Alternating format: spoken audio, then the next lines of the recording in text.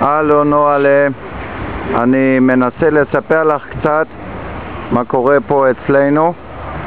לקח לי קצת זמן להתפנות למחשב כי אביעד ואני היינו עסוקים בימים האחרונים בעבודות פרטיות וחזרנו מאוד מאוחר הביתה.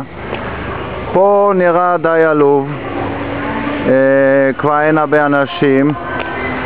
אלעד לשמחתי נשאר פה אצלנו באזור, הוא ביטל את הנסיעה שלו לדרום ומשכיר עכשיו בית במפלסים.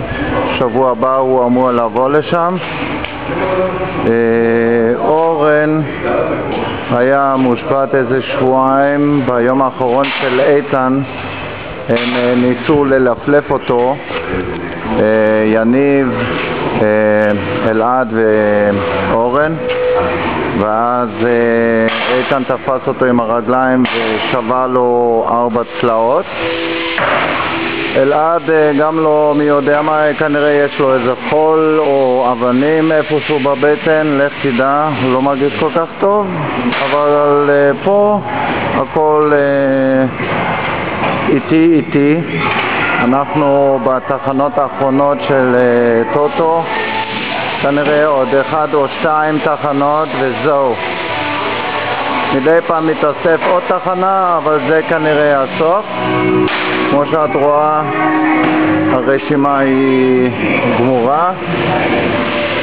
אנחנו פה ב-24 היום, ויש לנו עוד קצת תוספות ובזה זה נגמר. אנחנו עובדים בעיקר על חצי חינם, כמו שאת רואה.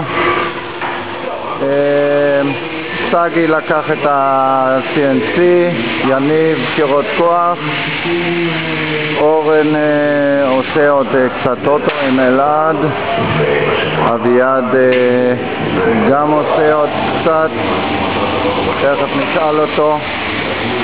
אביעד, אתה רוצה למצוא דש לנועה?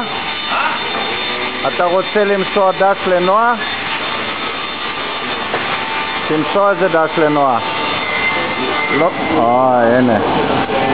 איזה שפתיים של קושי. שייק, אתה רוצה למצוא כמה מילים לנועה? רוצה, בטח רוצה. מה? רוצה. את רוצה שאני אשים לך קרקי? מתגעגעים אליה. מתגעגעים אלייך כמו שאת רואה. זהו. וזה מה שהולך פה. אין הרבה.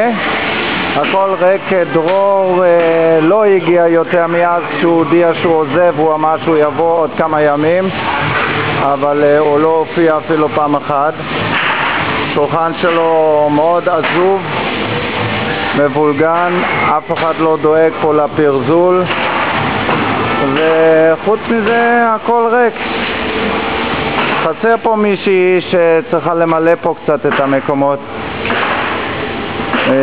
הדנבה שלך עדיין עומד פה כמו שאת רואה, לא נגענו בזה בכלל. וזהו. את השולחן ירון ביקש לקצר כי זה באמת עצוב כשאנחנו יושבים על השולחן הגדול. ואז אני מאחל לך בעצם עוד תקופה נעימה בטיול שלך, ואני מקווה שנתראה בקרוב. ביי חמודה.